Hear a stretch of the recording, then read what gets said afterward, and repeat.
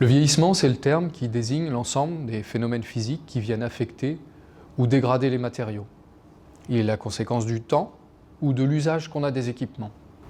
Quand vous sollicitez un matériau de façon répétée, il y a des phénomènes qui se produisent comme l'usure, comme la corrosion ou une fatigue mécanique. Sous l'effet de ces phénomènes, le matériau peut finir par se dégrader ou se rompre. La durée de vie d'une installation nucléaire, c'est le temps pendant lequel on va pouvoir la faire fonctionner en toute sécurité.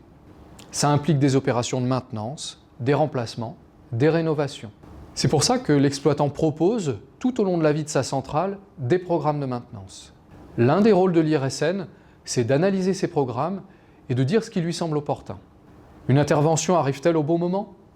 Est-elle d'ampleur suffisante pour garantir la sûreté de l'installation dans le temps? Voilà le type de questions auxquelles nous sommes amenés à répondre.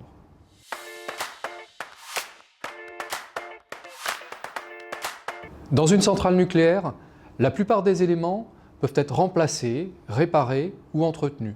Mais certains composants indispensables à la sûreté ne le peuvent pas. C'est exactement comme pour le vieillissement du corps humain. On peut entretenir son corps, on peut le soigner, mais certains organes ne peuvent être ni réparés ni remplacés.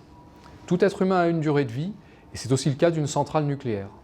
Dans une centrale nucléaire, 3 éléments en particulier ne sont pas réparables. Le premier, c'est la cuve du réacteur. Le deuxième, c'est l'enceinte de confinement en béton qui abrite le réacteur et contient la radioactivité, si jamais un accident se produit. Et le troisième, ce sont les câbles électriques. Il y a des centaines de mètres de câbles électriques dans une centrale nucléaire et ils jouent un rôle crucial dans la sauvegarde du réacteur en cas d'accident. L'isolant qui les entoure peut se détériorer sous l'effet de la chaleur ou des radiations. Et quand cet isolant ne fait plus son travail, c'est le câble entier qui ne joue plus son rôle. Le rôle de l'IRSN, c'est de réaliser des analyses contradictoires à celles de l'exploitant pour évaluer à quelle vitesse ces dégradations se produisent. L'objectif, c'est d'anticiper ces phénomènes et d'évaluer si les maintenances envisagées sont suffisantes.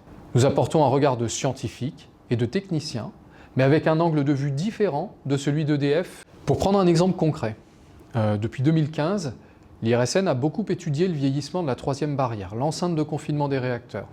Sur cette 3e barrière, il y a un tampon d'accès matériel, une grosse ouverture circulaire qui permet de faire entrer ou sortir du gros matériel quand c'est nécessaire. Typiquement les générateurs de vapeur quand on les remplace. En fonctionnement, ce tampon matériel est fermé.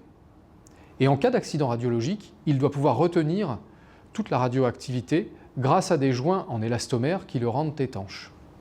Ces joints doivent absolument résister à la température, à la pression, au rayonnement en cas d'accident, y compris en cas de fusion du cœur, et garder ses performances dans le temps. Notre programme d'étude a donc consisté à vérifier l'efficacité des différentes nuances d'élastomère en fonction de leur vieillissement.